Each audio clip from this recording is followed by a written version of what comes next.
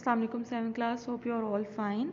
Today we will start our new chapter of the geography, that is the export and import of Pakistan.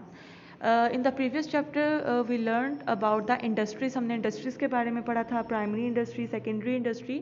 तो industries में raw material use होता है, ठीक है. जो वो raw material होता है वो रॉ मटेरियल कहाँ यूज़ होता है, वो रॉ मटेरियल इंडस्ट्रीज़ में, फैक्ट्रीज़ में कैसे आता है, वो एक्सपोर्ट्स या इम्पोर्ट्स होती हैं, ठीक है. तो आज हम देखेंगे कि exports, what are the exports, what are the imports, what is the balance of payment, what is trade surplus and what is the trade deficit. We will see all these things today. So let's start with the exports. Exports क्या चीज़ होती हैं? Exports are the things that we send out of the country.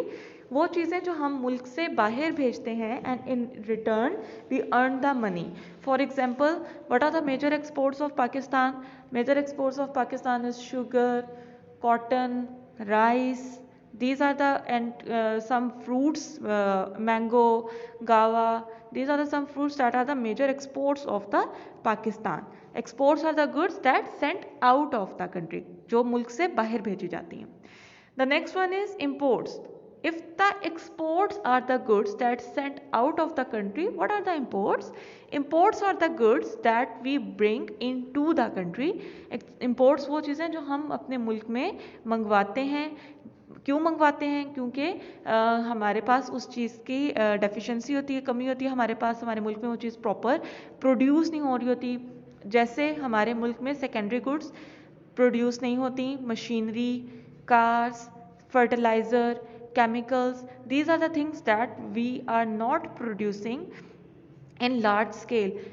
थोड़ा सा ये produce होती हैं लेकिन इतना ज़्यादा प्रोड्यूस नहीं होती कि मुल्क की ज़रूरत को पूरा किया जा सके. तो इनको इंपोर्ट किया जाता है, इंपोर्ट करके इनको मंगवाया जाता है और इंपोर्ट करने की सूरत में हमें पैसे देने पड़ते हैं, ठीक है.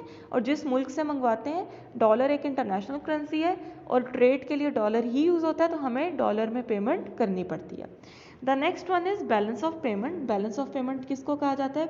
बैलेंस ऑफ पेमेंट का एक स्टेटमेंट होती है, रिकॉर्ड होता है, ठीक है.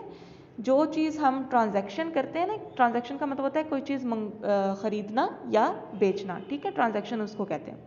तो बैलेंस ऑफ पेमेंट उसको कहा जाता है कि अगर आपने किसी मुल्क से कोई चीज़, आपके मुल्क ने पूरी दुनिया के किसी भी मुल्कों से कोई चीज़ ख़रीदी है या बेची है, इंपोर्ट किया या एक्सपोर्ट किया है, उसका सारा रिकॉर्ड रखा जाता है, उसको बैलेंस ऑफ पेमेंट कहा जाता है. एक साल के अरसे में या 6 महीने के अरसे में जितनी चीज़ों की ट्रांजैक्शन की जाती है, मींस इंपोर्ट या एक्सपोर्ट की जाती हैं, उसका जितना भी रिकॉर्ड रखा जाता है उसको बैलेंस ऑफ पेमेंट कहा जाता है.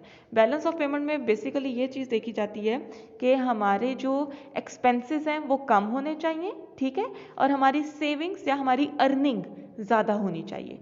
तो अगर हमारी सेविंग और अर्निंग ज़्यादा होगी तो it means we are in good state, हमारा जो इकॉनमी है वो अच्छी है. लेकिन अगर हमारा एक्सपेंसेस ज़्यादा है, मीन्स हम ज़्यादा पैसे दे रहे हैं, इंपोर्ट्स हमारे मुल्क में ज़्यादा आ रही हैं, तो इट मीन्स कि हमारे पास पैसे कम हैं और हमें पैसों की ज़्यादा ज़रूरत है, ठीक है. इसका ये मतलब है. तो इसको बैलेंस ऑफ पेमेंट कहा जाता है. इस तरह ये जो आपकी यहाँ पे ये देखें, ये पिक्चर बनी है, इस पिक्चर को देखें. अगर ये पिक्चर बैलेंस ऑफ पेमेंट को एलैबोरेट कर रही है, एक्सप्लेन कर रही है. अगर प्रॉस्पेरिटी का मतलब होता है खुशहाली, इंपोर्ट्स कम है, जो बैलेंस ऊपर होता है उसका मतलब है कि वो कम है, और जो नीचे की तरफ ज़्यादा होता है जो इसका मतलब होता है उसका वजन ज़्यादा है, तो वो नीचे की तरफ डाउनवर्ड मूव करेगा. तो यहाँ पर आप देखें, एक्सपोर्ट्स अगर ज़्यादा है और इंपोर्ट्स कम है तो इसका मतलब प्रॉस्पेरिटी है, खुशहाली है, ठीक है. बैलेंस ऑफ पेमेंट हमारा अच्छा जा रहा है. लेकिन अगर डेट्स हमारे ज़्यादा हैं, कर्ज़े हमने ज़्यादा देने हैं, लोन्स हमने बहुत ज़्यादा ले लिए हैं, प्रॉब्लम्स बहुत ज़्यादा हैं, मींस इंपोर्ट्स हम बहुत ज़्यादा कर रहे हैं और एक्सपोर्ट्स हमारी कम है, तो वो किसको रिप्रेजेंट करता है कि हम जो हैं वो हम प्रॉस्पेरस नहीं है, हम खुशहाल नहीं है, ठीक है ना. तो बैलेंस ऑफ पेमेंट आपके एक्सपेंसेस कम होने चाहिए और आपकी सेविंग्स और अर्निंग्स ज़्यादा होनी चाहिए, ठीक है. Now what is the trade surplus? Trade surplus किसको कहते हैं? If the exports are higher than the imports, अगर एक्सपोर्ट्स इंपोर्ट्स से ज़्यादा होंगी तो ट्रेड सरप्लस होगा. सरप्लस का मतलब होता है किसी चीज़ का ज़्यादा मिकदार में, ज़्यादा तादाद में होना, ठीक है. तो जिस तरह हम अगर कोई चीज़ सेल करें तो हमारे पास पैसे ज़्यादा आएंगे, वरना अगर हमें कोई चीज़ खरीदनी पड़े तो हमें ज़्यादा पैसे देने पड़ते हैं. तो trade surplus, if the exports are higher than imports, it is trade surplus. So what is a trade deficit? Trade deficit is if the imports are higher than the export, it is called the trade deficit.